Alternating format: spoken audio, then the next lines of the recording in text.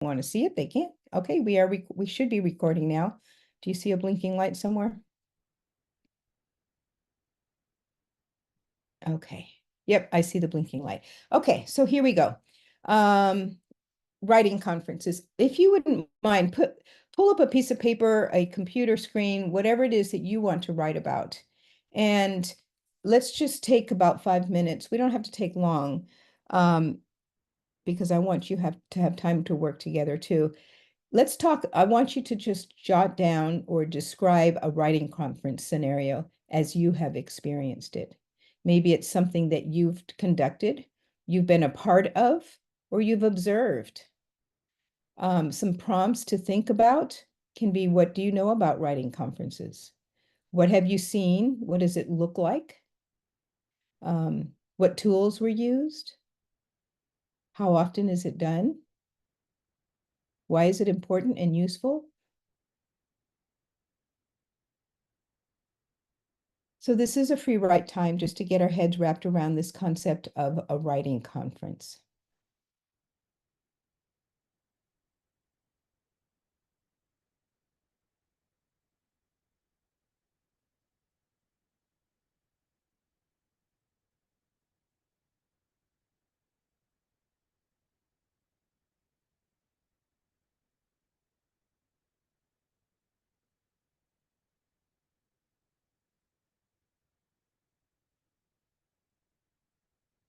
And while you are writing, I will be right back.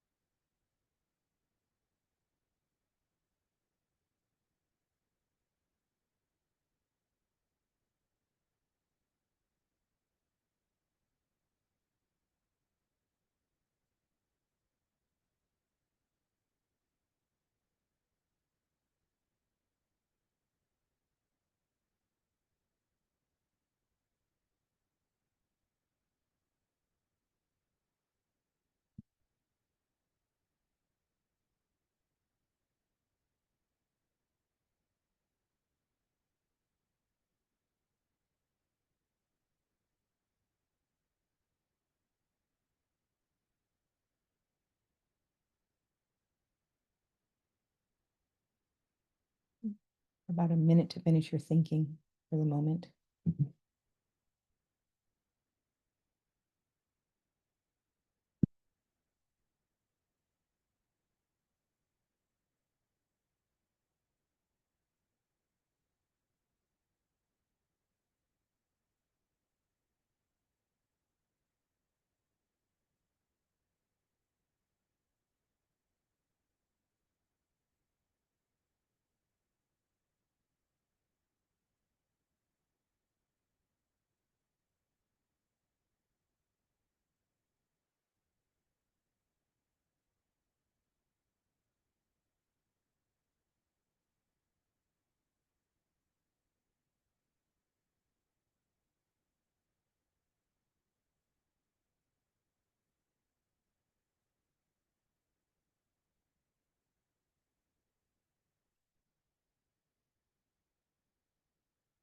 All righty, we can come to a stopping point. Would anyone like to share what they wrote today? I can go. Um, I wrote that I used writing conferences to help give my students effective feedback. We met weekly. Sometimes I would split students up into specific days, especially when my classes were bigger, because that helped me to make sure that I was meeting with everybody at least once a week. Um, I usually wrote my feedback on a sticky note for them, and they would hold on to it. I would find sticky notes at the end of the school year, so they would hold on to it from, say, October until the end of the school year because they valued what I said, which was cute. Um, I think it's important and useful because we engaged in meaningful conversations about writing, and I was able to give them good feedback. They were also learning who they were as writers and developing their craft, voice, and confidence in their own writing. Okay. Anybody else? Thank you. Okay, mine doesn't sound like that, but because I've never taught writing, so I really don't know, but I know that you are required to do the writing conferences. I know it's important to help develop the writer, improve their work. I do remember cups. I had to Google it. I don't know if that's still a thing, but I do remember like walking in the classroom and they're like, "Oh, make sure you do your cups." I didn't know what the U was for, so that's why I had to Google. So the U was for usage. So yeah, that's just my take on it. But I know that, writing conferences are very important to help develop the writer. What does it look like in your classroom? Anyone? You can go off script if you want, or talk about what have, describe the scene. Where are you sitting? What are the kids doing? How For is, me, I would pull up right next to the kids. Like I would be the one that was mobile. They weren't mobile. So I didn't disturb their writing. So I would move my chair and sit right beside them and tell me what you're working. I would ask them, tell me what you're working on.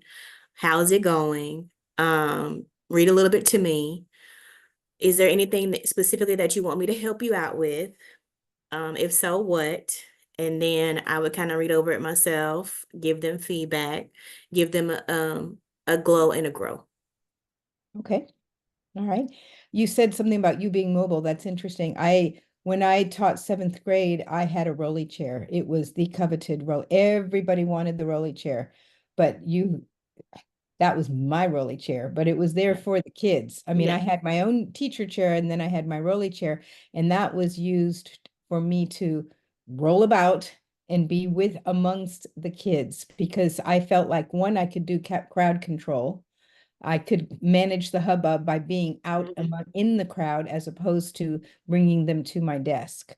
If I was doing small groups, yes, we had to separate from the group, but that was different. So that's interesting that you made that comment. I also, Natasha, I've heard cups. I used to use cups. I've used cups. I've used all sorts of acronyms for those checklists. So it sounded like you were tapping into the checklist system that people use to make sure kids know that they're doing whatever the elements need to be taught are being covered, and kids can check that off for themselves. Capitalization usage, which would be word usage, punctuation, and spelling. Sentences, spellings or sentences? Well, it could Right. be, it Uh-huh. just depends. I mean, Yeah, you can both. use it any way Yeah. you want to. And those were things that were a quick way for kids to double check, and that was mainly for editing. Whereas revising is different. Anybody have a thought on the difference between revising and editing? Um, I used to tell my kids that revising makes it sound better, editing makes it look better, Ah, well, that's to true. make it simplified for them so they understood it. Yeah. Revising is content related. It's about the ideas. It's what they have to say. So we want kids to work on saying something first and then make it look pretty. Make it yet. Do we do that? Is that normal? No. What's the fallacy in all of that? Um, they focus more on spelling and everything else as opposed to strong voice and are my sentences coherent? Does this make sense to my reader? Am I writing to my intended audience? Is what I'm saying clear or is it confusing? Mhm. I think it's very natural for us to go to the easiest thing to correct and or the thing that you can correct as opposed to develop. You can correct spelling. You can find where everyone's used to looking for mistakes, and teachers included. We find mistakes and we fix them. I work with peers all the time and we read each other's work, and I correct things as I see them, not because I'm looking for them. It's just that years of teaching, writing, and being in writing, you just find stuff. That's natural. But I think that that is part of the writing process. It doesn't mean that you stop doing it. You do it, it's there, it's part of that, but you have to make sure that you're reading for meaning, reading to communicate whatever, if it's aligned with a purpose or whatever message that you're trying to communicate. So how do you get kids to do that? How do you get them to focus on content instead of correction? It's a hard process because, like you said, the tendency is to correct it. But you have to teach them to fall in love with the process and that there's not a wrong answer. Like you're not going to be penalized if you wrote something wrong. Mhm. It's okay to make mistakes. I think too, it's in use. I think you approached that when you were describing what you do in your classroom, Taryn, and you asked questions. We bring out the writer through our questioning strategies by asking them to clarify, to go deeper, to explain something, or to say, I'm this makes me wonder more about such and such. And I used to do so many, I don't know how many times this would happen to me, but when I would talk to a kid about their writing and they would tell me it was beautiful. They narrated it, they explained it, and I said, well, this is what it's supposed to be. And they tell you the story. And I said, wow, write that down because they told you. So that is why something that Donald Graves started this whole writing process project, writing workshop concept. He used to talk about writing, that kind of writing, that talking, that dialogic, or the dialogue involved in being able to develop a writer as rehearsal. And so I was explaining this at that family gathering. Somebody was talking to me about what do I do, and I talked about writing, and they said, "Oh, well, what have you learned?" And I thought, "Oh, you asked." So one of the things that I thought, I can't remember what everything that I did in my dissertation, but one of the things that comes out is that this idea is that it is it's a process and it's dialogic. It has to be, you have to talk about that. That's a condition. If you don't allow your kids to talk about their writing with each other, with you, to rehearse it, it's like putting them in a box and saying, don't come out. You are hindering, they're hindered because they're not, and that's, so these quiet classrooms don't work. In that, of course, it should be controlled and managed, but it needs, that's a huge part of the process. And I'm not going to belabor this any longer, but what I am going to say is that it was mentioned that the writing conferences are important, and we know that, but why? This is the difference that makes a difference. The writing conference, in my mind, is the crux of all teaching when it comes to literacy teaching. Think about what you do when you're tutoring, when you're pulling information, when you really want to get to the nuts and bolts, into the heart of the kid. What do? You work with them one-on-one. You pull it out of them by talking to them, by listening to them, by getting them to explain, by trying to get into their head. Well, that's what we do in writing conferences. And yet we can't make anything happen. We can only set conditions to help them become writers, not to create a perfect piece of writing, but this is really important, to develop, to become a writer. So how do you become a writer? I don't know that I think I'm going a little off course, but here's some things that I wanted us to think about. I think we just talked about some patterns. And what I created, but I'm not going to go there because I'm going to run out of time, is I'm going to send you, let me put, I will be sending you this PowerPoint so that you can look at this. In the Reading Rockets, which you may have seen before, there's 3 scenarios of some elementary classrooms that are writing conferences. So it's good to look at those to see, well, how do teachers talk to kids? What do kids do when they're talking to each other? And there are some specific strategies that we can teach kids, like, for example, how to sit in the classroom. When they're doing a writing conference, I had to have my kids teach them, sit knee to knee, I want you to look at each other, or sit side by side. Somehow they have to be on the same plane. That's why my rolly chair put me at the same level as they were. And if I was talking to one kid and somebody else is listening, they might learn something because they probably have the same question, or that eavesdropping can be very powerful. If it needs to be private, we know how to handle that. The other thing is, teach your kids to look at them in the eye. Look at each other when they're talking to each other. That's hard to do, but these are behaviors that we have to teach. And then, of course, how to take turns and listen. And it doesn't happen instantly. I wanted to share these before we go any further.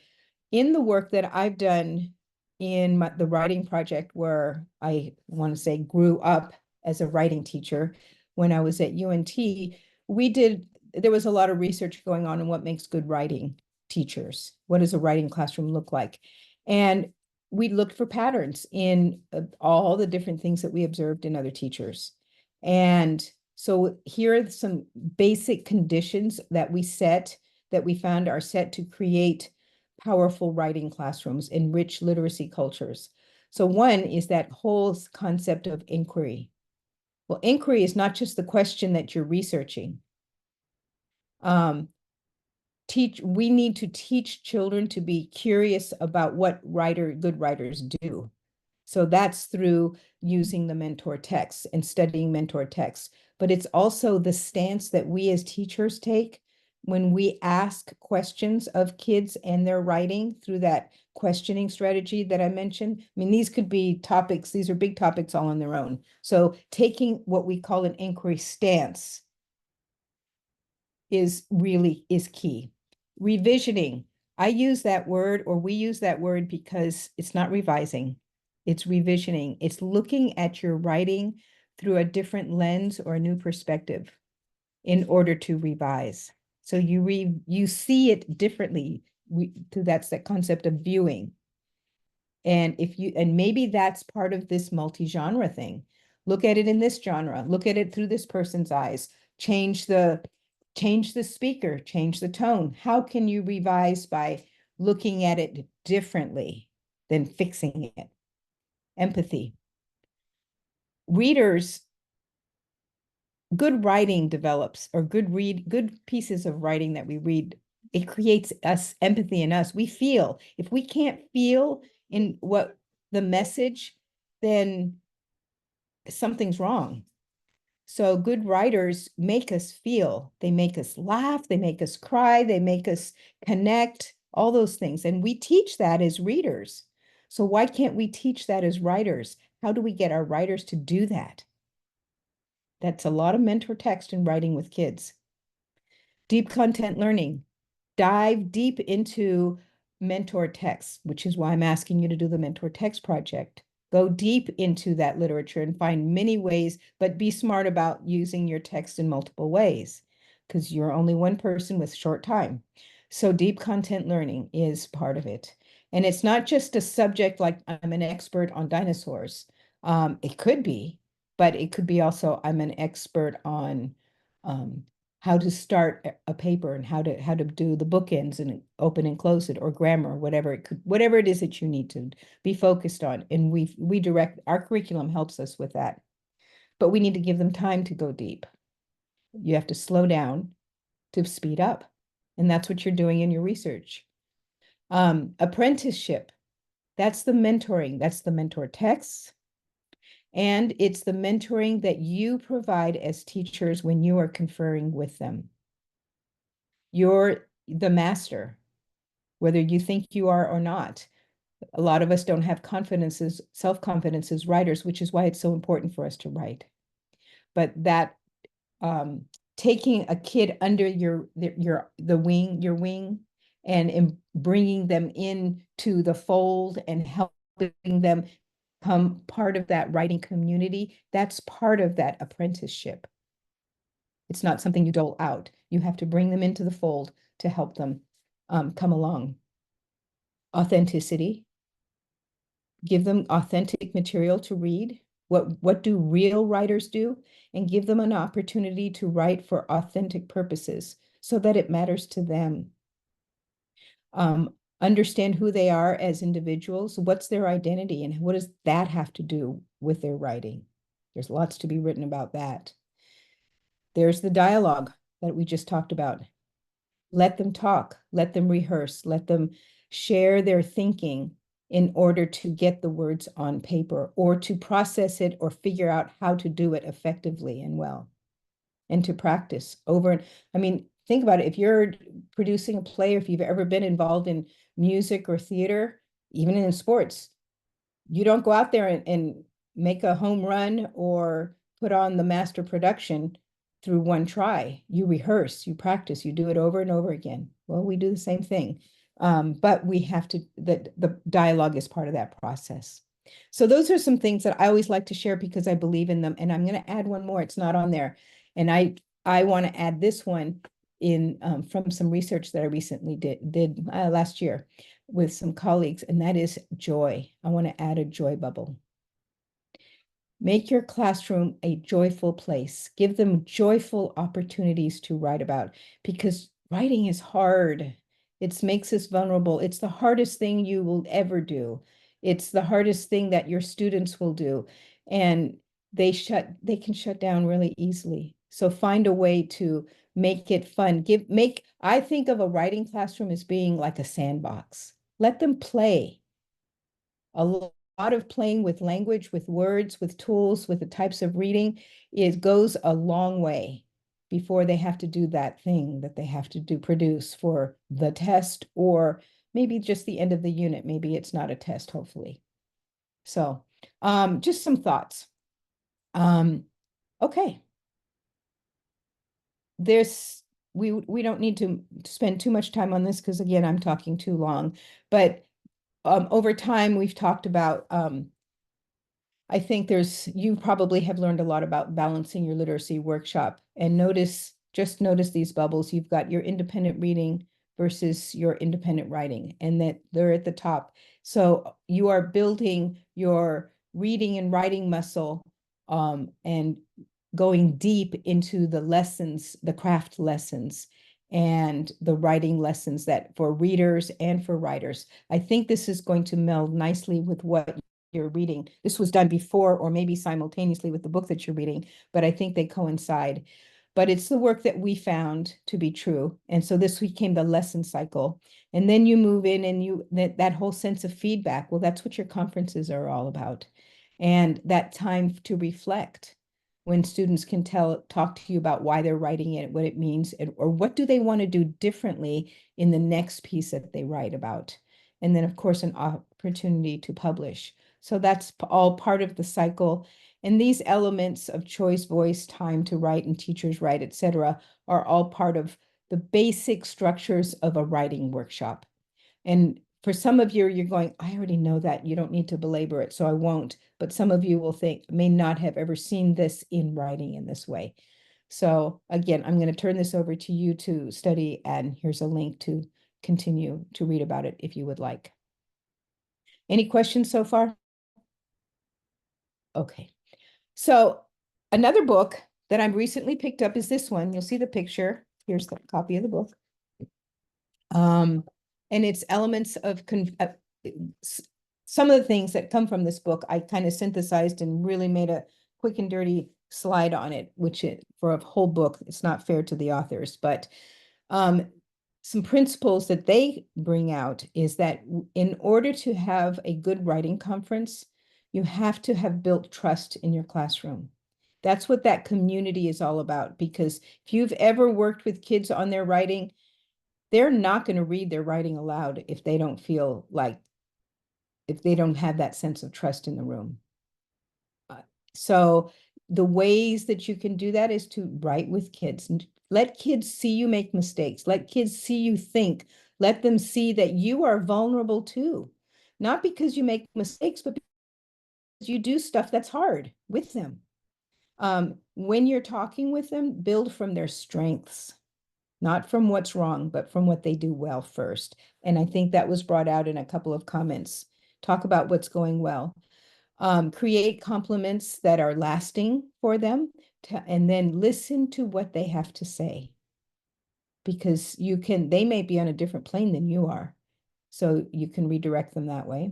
Notice and connect with writers. Notice what they're doing and find the joy. There's that joy. They brought it out too. And then they came up with what they call the 3 Fs. That's a funny name, but you'll see the pattern. Increase frequency, focus, and follow up. So the rest of their entire book is on those 3 Fs. And basically they go through and describe all these things that are written on the slide, like maximizing time to work with students. And I asked that thing about, well, how often do you do conferences? I think one of the hardest things for teachers is to find time to conference. They say, I don't have time for this. I just want to correct the paper. Just turn your paper in and I'll put something on there or I'll correct it. Kids learn nothing from those papers that you take home and correct or even write comments on. Even in an online class like this, I will write comments, but I'm thinking, I don't even know if they're reading it. I don't know if this is of any value, or maybe I gave comments too late for them to do anything about it. So you working with a student alongside them on a regular and frequent basis matters, which has to do with your time management, with your classroom routines, and how you organize yourself. And then you can be smart and have them work it, you can do partner work and such. Focus, keeping specific goals in mind. Writing workshop is not a free-for-all. We do have curriculum to teach in writing. We know that there's TEKS and standards. And they came up with a really cute thing. If you look at the initials on that, ISCORE, it spells I score. And so that was their acronym for some basic things that we want to keep in mind or to focus on. And there's entire units on how do you build ideas. We know that writing has to have a certain structure in some cases, which is not 3-paragraph essay. Although there is a place for that, there's just to understand that writing has a beginning, a middle, and the end, for example. Certain types of writing have certain types of argumentative structures, etc. Conventions, that's your grammar and your spelling. It has to have a focus. It has to have a real voice. And of course, we do entire lessons, many of them on elaboration. So this is a checklist for you. And they go into details on this. And then make your teaching stick through follow-up.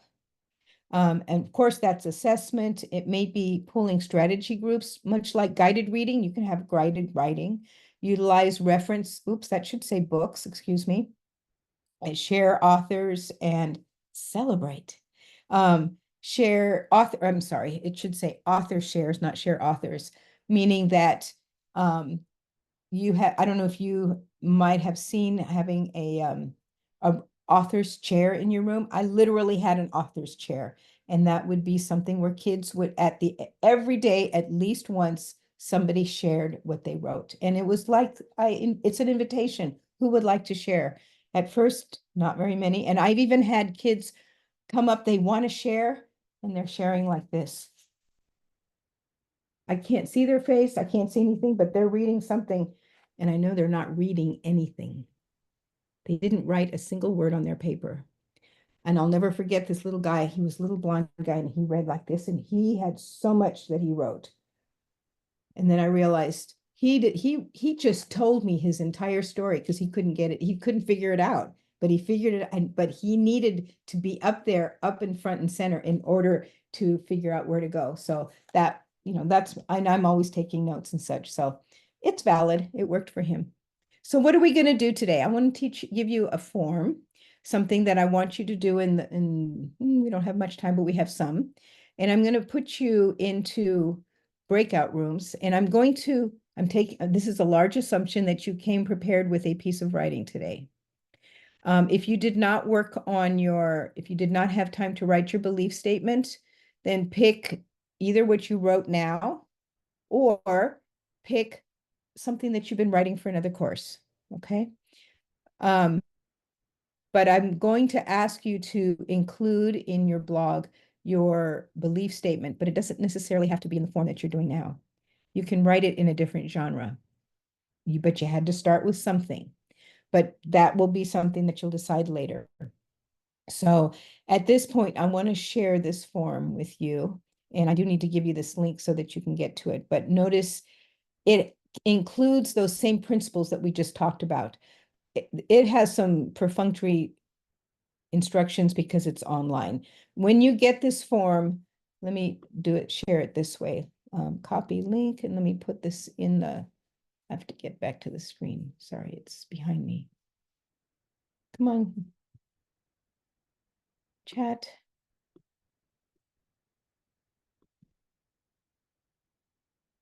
Okay, you should have that now. You can't edit this. You shouldn't be able to edit this, mainly because you need to have your own. So you're going to copy and paste this form into your own desktop and use it with the partner that you're going to work with.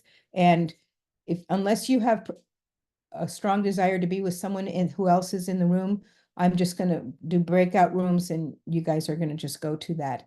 What I have always found is that it is something that's really important in a conferencing group is not to hand over your writing and say, read that and give me feedback. You must read your writing aloud to the other person, and they must listen. Online writing makes it really easy, and as adults, we're mature enough to read and then synthesize something, but our writing's more complex. But with kids, they need to hear their voices. So read your writing aloud to each other. And then, but before you do that, I want you to give that listener, some heads up, because listening to someone's writing is hard work. So you're going to put what you worked on, like you can call it your belief statement or whatever, a title or a topic. It's fine. What is exciting to you about your own writing? Why are you excited about it? Okay. But also, or maybe what you think you're doing well in that piece of writing. But then I want you to identify and tell your partner, what do you think you'd like help on? Because that helps them to listen with more focus than just tell me if this is good or bad. Okay, you have goals within yourself. You might say, is it coherent? Does it make sense? What's missing? I mean, you decide. You're the author. You're in charge of your own writing. And after the conference, then you're going to decide what are you going to do next based on the conference that you have with each other. here's what the form looks like. And this is an acronym, or this is a set of terms that we came up with in our writing project based on all the literature, which has to do with celebrating the writer first, giving them constructive feedback, and then determining what needs to change. So and then I also have used other books that I use in my courses and added some prompts from it. So bless the good. It's real simple. Compliment them on something that you saw that they did well, or that you felt. Maybe it was a message. It doesn't have to be grammar. Press for more information. What's missing? What would you like to hear in that piece? What do you need as the listener or as the reader from that piece? And then address with a challenge for the writer to do something different. Push them a little bit to try something else. And this is where you try to give them constructive feedback. Now, you can, being adults, I'm not expecting that you're going to go into something that's grammatical or something really structure-based unless you see it. So you decide as adults where you want to go with this and talk to each other about what you need. But I do want you to use this form to guide your discussion and your conversation. And then you're going to turn this back over to that person and turn this in as evidence of the work that you've done, along with the writer. Actually, let me clarify that. The writer should turn this in as evidence of having had this peer conference with your draft into D2L to show that you have gone through this process together in this class, or if we run out of time later on. Does this make sense? Have I made it too muddy? Is it doable? Okay. I hope you will find this useful. And if you want to maybe think about, okay, do you want to keep it as in whatever form you wrote it in, or do you want to change it into a different genre? And that's a conversation you can have, but I can't tell you what that genre is going to be right now. So I'm going to move my screen in order to get to this other screen. Oh, cursor. I'm cursed by my cursor. Okay, I am going to open up some breakout rooms. And 1, 2, 3, 4. Oh, we can do 2 in each room. I think we can. Here we go. Oh, now we're back to the screen.